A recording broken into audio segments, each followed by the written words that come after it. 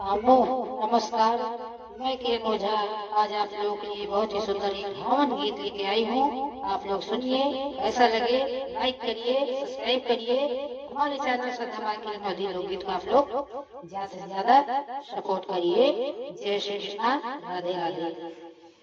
ओ अम्बे वकीला कली गाये उबे दिया जाए उबे दिया जाओ मोरे पंडित जल्दी जल्दी हवन करावा हो अंगनवा हमरे ब्रह्मा यही है अंगनवा हमरे ब्रह्मा यही है हो मोरे पंडित जल्दी जल्दी हवन करावा हो अंगनवा हमरे ब्रह्मा यही है अंगनवा हमरे ब्रह्मा यही है हो मियत गम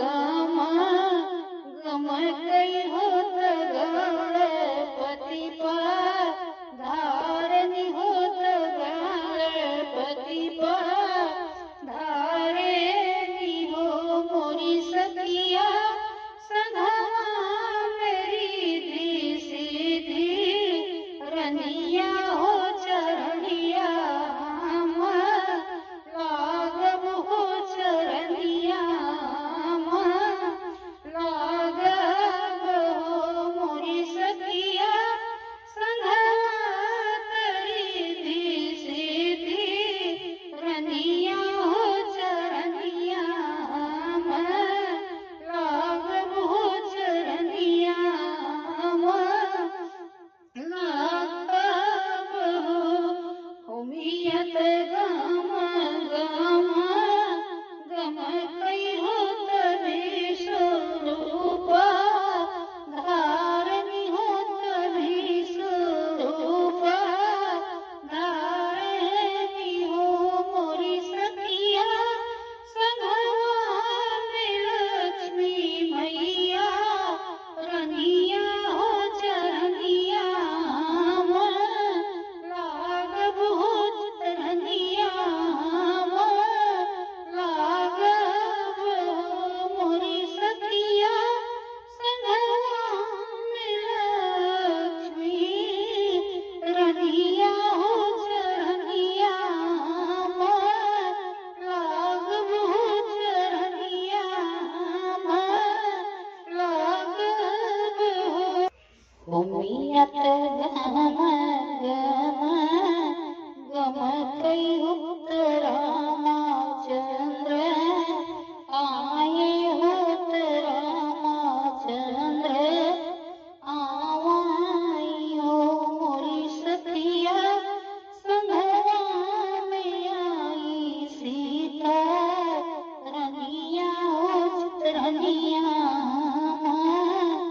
लागब हो चरनिया